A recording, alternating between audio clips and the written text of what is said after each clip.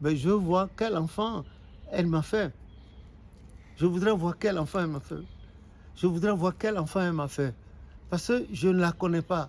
Et tout le monde a éclaté de rire. Les mamans là ont éclaté de rire. J'ai dit, mais pourquoi vous riez? On dit, mais si tu ne la connais pas, comment est-ce qu'elle a pris grossesse pour toi? Il dit, ah, c'est ici, là, la première fois de ma vie, je viens entendre les gens dire qu'il y a une femme ici qui a fait d'enfant et que l'enfant me ressemblait beaucoup et que je ne connais pas cette femme-là. Donc si la femme, elle est parmi vous, qu'elle vienne, que je la connaisse, pour que je la voie au moins une fois. Donc cette affaire-là, ça s'est terminé comme ça et je n'en ai plus jamais entendu jusqu'au moment où nous parlons. Donc, tant que tu es un humain, on parlera mal de toi. Que tu fasses bien ou mal, on parlera mal de toi. Papa Ochofa, ce grand homme de Dieu que je n'atteins même pas à la cheville.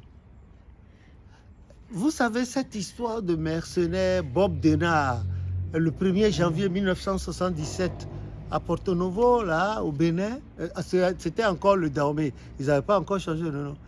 Les gens ont dit que Papa Ochofa avait pris part dans cette affaire de mercenariat, qu'il était complice.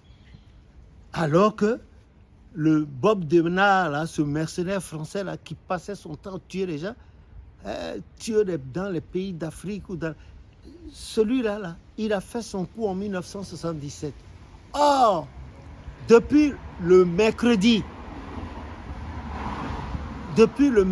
7 janvier 1976, le prophète Ochofa était déjà parti pour le Nigeria. Et c'est un an après que cette attaque de mercenaires s'est produite au Dahomey en janvier 1977. Et les commentateurs de grands devanciers ont eu le courage de dire oui, que Papa Ochofa a participé au coup. Hein, et c'est quand il a vu que la situation a tourné au vinaigre et qu'il a pris ses affaires, il a couru au Nigeria. Qu'est-ce que tu en dis? Et ça alors, et c'est parti, et même dans les Antilles, on en parle. Et moi, de passage dans les Antilles, j'ai été obligé de dire non, c'est faux, ça ne s'est pas passé. Et j'ai donné des éclaircissements. Certains étaient convaincus que Papa Ochofa, et d'autres par contre, étaient mi-figue, mi-raisin. Une poignée seulement a su que c'était une fausse rumeur qu'on a répandue sur l'homme de Dieu. Et puis ça, c'est rien, Papa Ochofa. Il a été dénigré, même au Nigeria. Il a été dénigré au Nigeria dans les derniers temps de sa vie. L'Éternel l'a protégé, comme a dit le psaume 105 à partir du verset 12. L'Éternel protège toujours ses rois et ses élus. Et quand vous attaquez un des élus de Dieu, comment? Moi, la dernière fois que j'ai vu le prophète, c'était le 24 et 25 août 1985. Juste une semaine avant le fameux Akida et la semaine qui a suivi. Et l'Éternel a rappelé, j'étais porteur d'une lettre de grande personnalité pour lui. Les gens ont voulu l'emmerder. Il y a quelqu'un qui allait dire au ministre de l'Intérieur d'alors du Nigeria, le ministre de l'Intérieur là s'appelait Idi Agbon. C'est un militaire grand, géant, immense. Les gens en avaient peur, même les militaires. Alors, il y a eu des gens de l'église, il y a eu des gens des autres confessions religieuses qui se sont approchés de lui pour lui dire, ah, il y a un Dahoméen ici. Et il s'appelle Ochofa. Depuis qu'il est venu, son église ramasse les fidèles des autres églises et les fidèles des couvents, des croyants des autres couvents. Et qu'il se fait beaucoup d'argent avec son église. Il vaut mieux que. Le ministre de l'Intérieur leur a dit, bon, d'accord, s'il est venu du Dahomey et il vient faire la loi ici, bon, on va régler son compte. Je vais à la Mecque. Au retour, là, je vais régler son compte. Il restait 2 jours quand il y a eu coup d'État, le 25 août 1985. J'étais dans l'avion pour arriver à Port-Boué. Il y avait le coup d'État derrière nous. Et Idi Agbon n'a pas pu revenir au Nigeria pour faire son coup à Papa Ochofa comme il avait dit. Voilà. Et c'était le président Buhari, l'actuel président du Nigeria. C'était lui qui était président en ce moment. Donc, par la faute de son ministre de l'Intérieur, l'Éternel l'a dégommé. Comme l'Éternel a vu qu'il n'avait pas encore fini, allez, des années, des décennies après, l'Éternel l'a ramené. Voilà. À Porto Novo, là.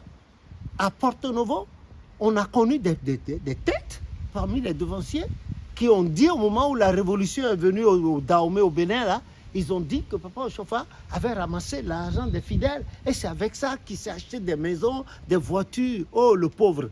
qui s'est construit des maisons et il a pris beaucoup de femmes, il fait des enfants, il aurait eu jusqu'à 152 enfants. Regarde ça. Bon, lui, c'est un grand serviteur de Dieu. Mais regarde-moi par rapport. D'abord, en matière physique, il est plus grand que moi. Je fais 1m80. Lui, il fait 2m04. Il est immense, gaillard.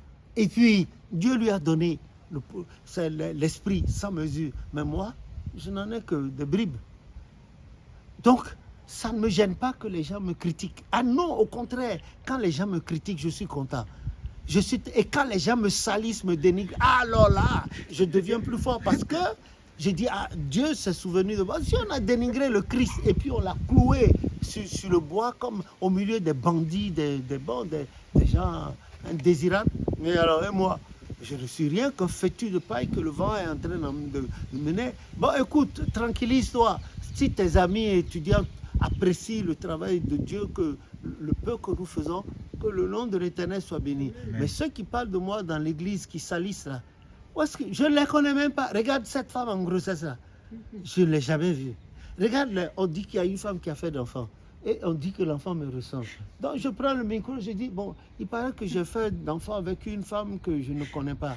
Et tout le monde a éclaté de rire. On dit, mais maître, qu'est-ce que tu dis là? Il dit, non, vous-même, vous savez, non? Il y a une femme ici, il paraît qu'il m'a fait d'enfant, mais que je ne connais pas cette femme-là. Permettez-moi, permettez qu'à travers vous, je puisse la connaître. Et cette affaire s'est arrêtée.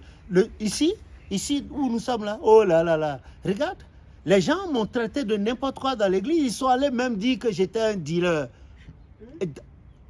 Comment? Au consulat de France à Cotonou, ils ont dit ça là-bas, les gens qui travaillent là-bas à l'époque m'ont sorti. J'ai dit, moi, dealer? Il dit oui. Ils ont même dit au consulat que moi là, je ne suis pas de l'église du christianisme céleste, que j'appartiens à une secte là, et que je me suis cousu là, le truc là, et je porte ça, et les gens pensent que et les gens ont dit ça. Les gens ont dit, qu'est-ce que tu veux que je dise? Non, si eux ils sont venus pour faire des études caractérielles des gens, moi je ne suis pas venu à l'église, je ne suis pas devenu chrétien pour critiquer les gens, puisque moi-même j'ai plein de défauts. Je préfère rester dans mes défauts au lieu de me critiquer. Mais une chose est certaine, il y a un vieux dicton en Afrique qui dit, quand tu te baisses là pour regarder le derrière de quelqu'un d'autre regarde ton derrière. Donc, et bravo à ceux qui me calomnient, bravo ceux qui disent que je parle mal. Il y en a beaucoup. Bon, d'autres se sont approchés de moi et m'ont dit, ah, mais ce que les gens disaient là, c'est pas. Tu ne peux pas refuser. On va te critiquer, il n'y a rien. Et te salir, l'anglais dit to blackmail. Ah ouais, ils vont te blackmail comme dit l'anglais. Tu ne peux pas refuser. Si tu refuses ça, tu n'as pas ta place dans notre monde. Ici, là, le monde, ici bas, là, ici bas, sous le soleil, ce n'est pas le monde des justes. Voilà pourquoi on nous dit d'y marcher comme si on marchait sur des œufs. Tu vas doucement, tu dribbles et l'Éternel te protège. Tu dribbles l'Éternel, mais on ne manquera pas. Regarde Jésus-Christ, il a même ressuscité quelqu'un qu'on a enterré depuis 4 jours, dont le corps était en putréfaction avancée. Je veux dire Lazare. Tu as vu ce qu'on lui a dit, non? Quand les gens sont partis, ils sont allés chercher du bois, ils voulaient revenir, tuer Lazare, retuer Lazare, et puis tuer Jésus-Christ. Et finalement, tu vois là où on l'a mis, on dit crucifie-le. Tu as dit que tu es fils de Dieu, non? Descends, viens ici, descends. Toi qui bâtis le temple, viens ici. Ceux qui l'ont délivré, là, ce sont eux qui disaient, c'était eux qui disaient, oh, crucifie-le. Voilà. Ça n'a pas suffi. Il était déjà, on est allé chercher du vinaigre pour lui donner à boire. Entre nous. Il va faire la diarrhée. Que le nom de l'Éternel soit béni. Eh bien, ça, tu ne peux pas refuser les attaques, là, tu peux pas refuser. Tu ne peux pas. Donc, moi, j'encourage ceux qui le font. Bon, il y en a qui le font par instinct grégaire.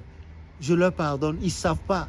Est-ce qu'eux, ils accepteraient que des gens parlent mal d'eux, des gens qui ne les connaissent pas, qui ne les connaissent pas et auxquels ils n'ont jamais eu affaire? Et quand bien ils auraient eu affaire avec ces gens, à ces gens-là, ce n'est pas une raison nécessaire et suffisante pour se faire. Mais moi, je sais une chose, que 1000 tombent à mon côté, 10 000 à ma droite, je ne serai pas atteint.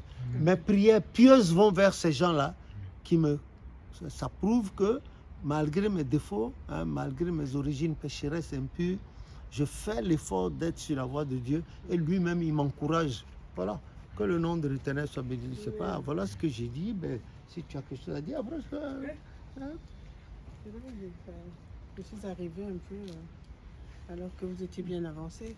Oui, il a posé des questions sur la guerre dans le monde, la guerre en Russie, entre la Russie et l'Ukraine, les dirigeants politiques, religieux. Et puis ensuite, il est venu, il y a quelque chose qui le dérangeait. Il était allé dans un groupe où des gens